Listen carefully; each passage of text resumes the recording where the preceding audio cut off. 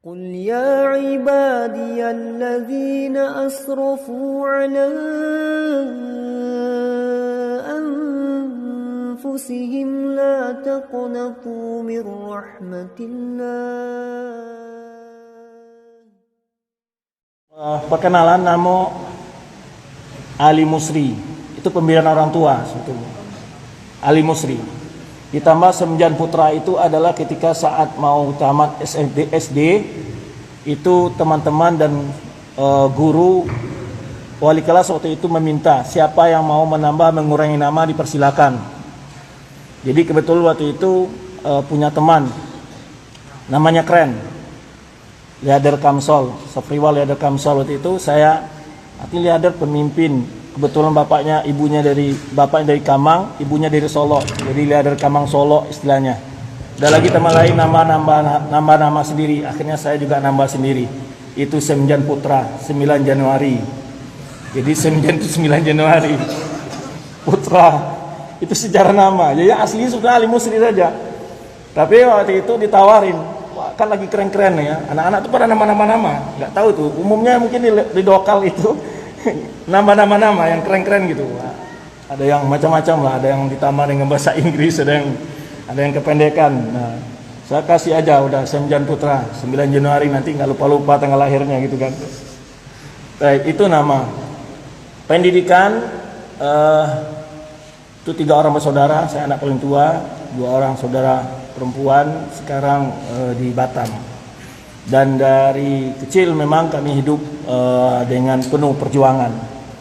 Jadi SD di Tanjung Gadang, ya, jarak antara rumah dengan sekolah itu sekitar 7 kilo. Ya, berangkat pagi, ya, jam 6, setengah 7, karena masuk jam 8. Jadi sekolah itu bau jam hujan, jam panik, tetap berangkat. Ya, jalan becek. Jadi kalau berangkat sekolah sepatu itu belum dipasang. Nanti dipasang sudah mau lewat Dempu Lintas Sumatera itu, pergi ke sungai dulu, cuci kaki baru dipasang sepatu. Kalau dari desa ke sampai ke jalan keluar, sepatu dua sandang situ. Kalau enggak nggak bisa dilihat sepatu nanti di sekolah itu penuh kotoran luar biasa kan tuh. Nah itu. Tuh, kemudian bungkus juga kantong kresek itu, plastik itu, supaya enggak basah di hujan. Ya, itu masuk lagi ke baju gitu, biar aman. Itulah. Kalau sejarah bagaimana pendidikan cukup lumayan banyak liku-likunya ya. Kemudian setelah tamat SD, pikir-pikir orang tua nggak mampu, mau belajar kemana. Akhirnya karena umumnya daerah Ambo itu belajarnya ke Pariaman, ringan-ringan, Pekandangan. Pailah ke Sinan, belajar 2 tahun, situ 2 tahun. Dengan tidak ada biaya dari keluarga. Biaya apa? Karajo Mama Kieh, situ hari Kamis, Jumat. Jadi, atau kalau musim panen itu kerja di sawah, ngangkut padi, gabah keluar, belek, Rp100 sebelek. Nah, itu kalau musim. Atau kalau musim ke sawah mencangku, awak kui, karajo gitu. Kadang-kadang ada masyarakat sekitar menawarkan ada kerja, kita santri itu diajak kerja, nanti kasih duit, kasih apalah. Terus 2 tahun setelah itu orang tua mendapat musibah penyakit kanker payudara, pulang, sambung langsung kelas 3 Senawiyah Tanjung Gadang. Setelah tamat Senawiyah, bingung lagi mau lanjut ke kemana. Ya, akhirnya singkat cerita pergi ke Padang, mendaftar lagi jual peti tempat baju yang di Pariaman, dapat duit sekitar 5.000, daftar pakai duit itu untuk masuk SMIA 1 Padang. Rupanya cadangan ke-17 nggak diterima. Terus pergi ke Petesmen Padang ingin mendapatkan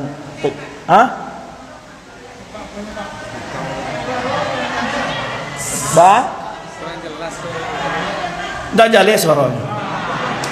Allah.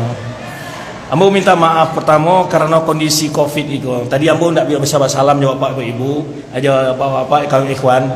Ambo itu naik oto dari Jember. 3 hari perjalanan, 3 hari 3 malam. Jadi banyak mampir di berbagai tempat. Takut Ambo membawa virus, malah mengganggu teman-teman yang ingin bersalam. Itu pertama. Kemudian Ambo memakai kojo itu antisipasi saja. Sebagai mengikuti ketentuan dari pemerintah, kita harus menjaga jarak dan dalam kondisi-kondisi yang tidak disangka-sangka kita nggak bisa. memastikan apa kita punya virus atau kita menularkan, kita nggak bisa.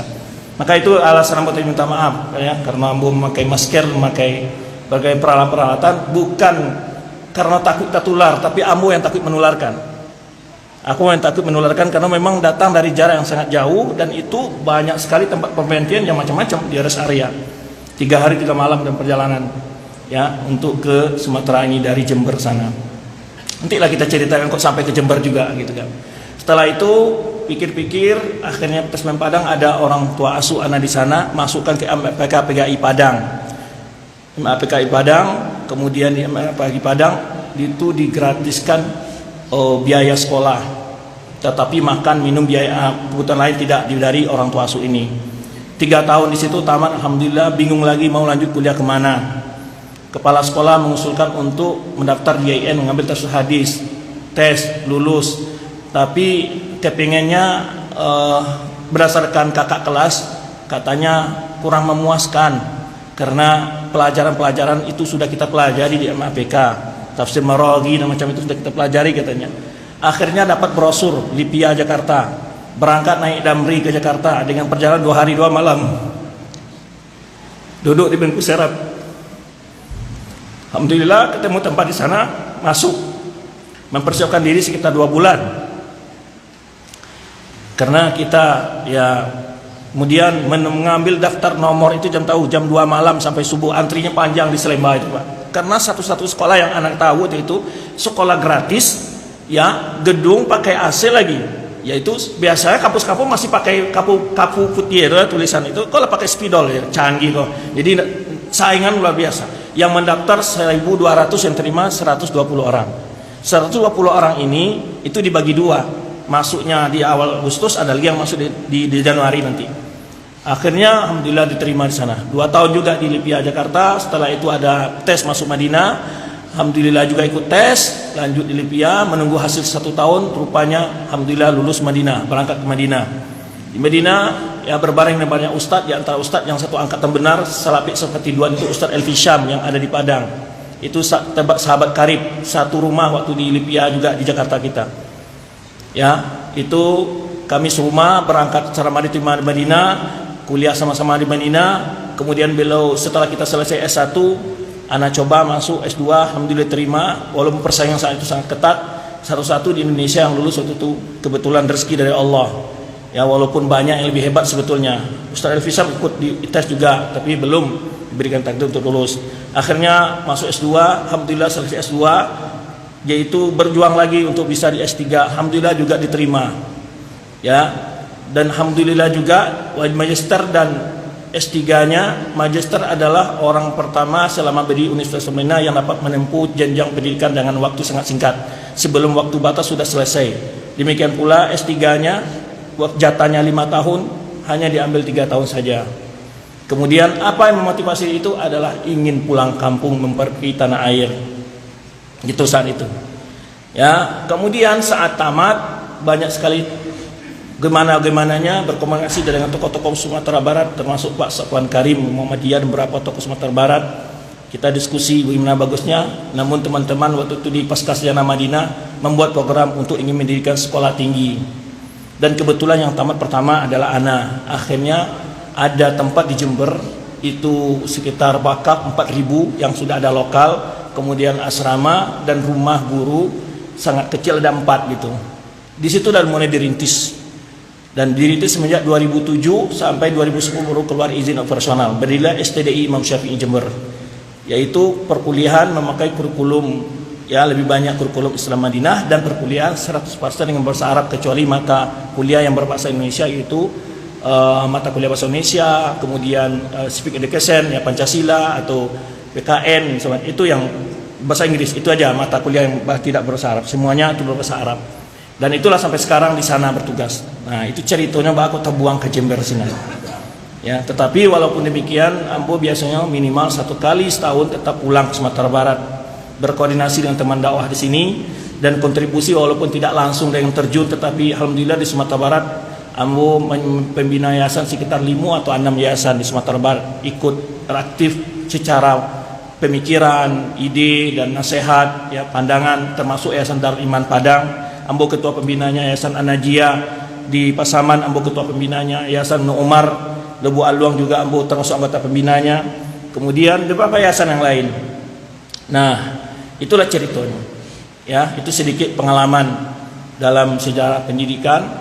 Ya, alhamdulillah ya sekarang dakwah mulai di Sumatera Barat kembali melihat bagaimana perjuangan kita melanjutkan tongkat estafet daripada pejuang-pejuang Sumatera Barat yang kita tahu dalam sejarah perkembangan Islam di Indonesia yang tidak bisa dikecualikan.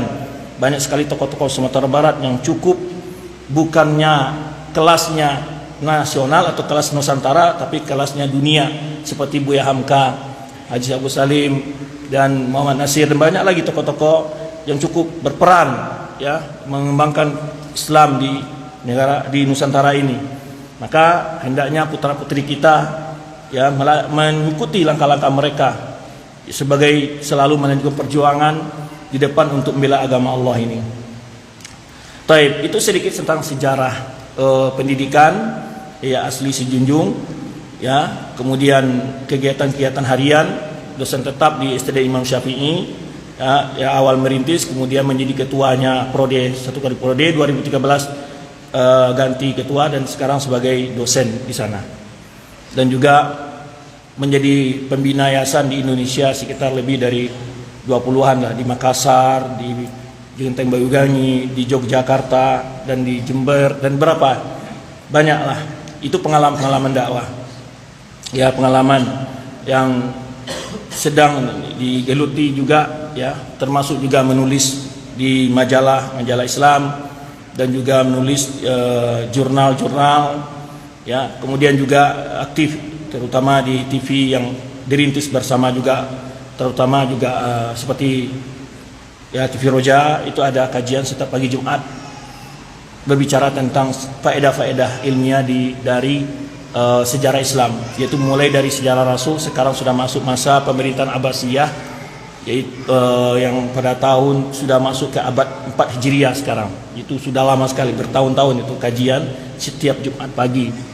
Baik, itu kegiatan-kegiatan harian gitu ya, memberi kajian-kajian tetap baik di media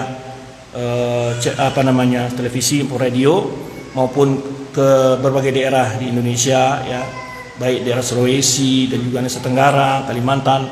Itulah kegiatan-kegiatan harian ya. Cuman selama pandemi ini agak tetap berjalan, tapi pakai virtual, yaitu melalui media Zoom. Juga tetap ada kajian-kajian, yaitu melalui media Zoom. Tapi itu sedikit tadi perkenalan diri, pengalaman dakwah.